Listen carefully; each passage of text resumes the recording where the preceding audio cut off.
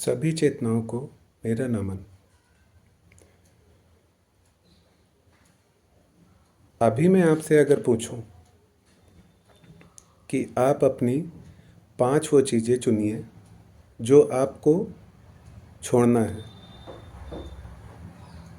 तो आप इस चीज़ को महसूस करेंगे कि आपको उन 5 में से 2 या 3 चीज़ें भी प्रॉपर नहीं मिल रही हैं। क्योंकि ऐसा नहीं है कि किसी में कोई कमी नहीं है। हम सभी में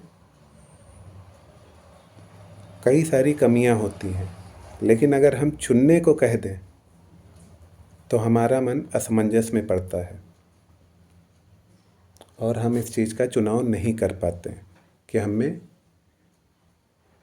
कौन कौन सी ऐसी कमी है जिसे यदि हम छोड़ दें तो हम पाएंगे कि हमारे जीवन में बहुत सारे बदलाव होना शुरू हो गए हैं।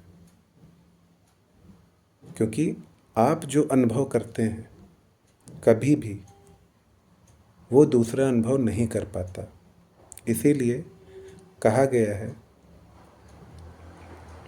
कि हम जितना अपने स्वयं के बारे में जानते हैं उतना हम किसी के बारे में नहीं जानते। क्योंकि हमारी अच्छाइयाँ बुराइयाँ हम हर एक उस बात से भली भांति परिचित होते हैं जो हमसे जुड़ी हैं, लेकिन हम हमेशा अपने बाहर दूसरों की ओर नज़र रखते हैं। यही एक मूल कारण है कि हम अपने आप को ना देख के पूरा जीवन सिर्फ और सिर्फ दूसरों में लगा देते हैं कि दूसरा अच्छा है या बुरा है, उसमें ये कमी है, उसमें वो कमी है। आप में क्या कमी है, मेरे सवाल पूछने पे भी आप नहीं 5 चीज़ें खोज पाए। क्योंकि हमारी आदत ही रही है बाहर पूरी तरीके से देखने की। खुद की तरफ, खुद की चेतना की तरफ हमने जरा सा भी ध्यान नहीं लगाया है। क्योंकि हमें अपनी चेतना को जानने का जन्म सिद्ध अधिकार है। क्योंकि आपका होना ही उस चेतना की प्रतीति है। और आज अगर आप जाग के उस चेतना को पहचानते हैं तो आप उस आनंद को उपलब्ध होंगे जो आप चीज़ों में खोजते हैं। क्योंकि आनंद किसी भी बाहरी चीज़ में नहीं है, आपका ही मन है जो एक चीज़ मिलने के बाद दूसरे की ओर बढ़ता है और दूसरी मिलने पे तीसरे की ओर।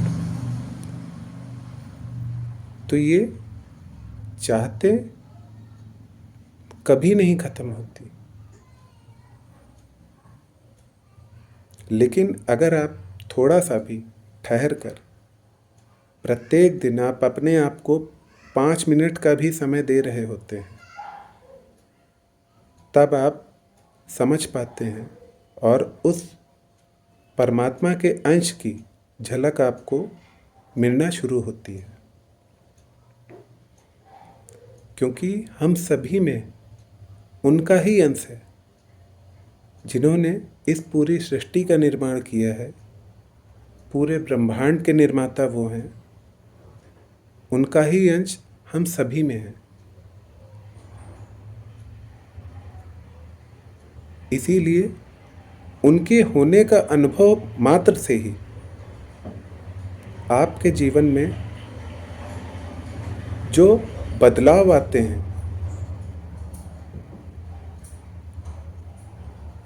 वो आप स्वयं देख पाते हैं।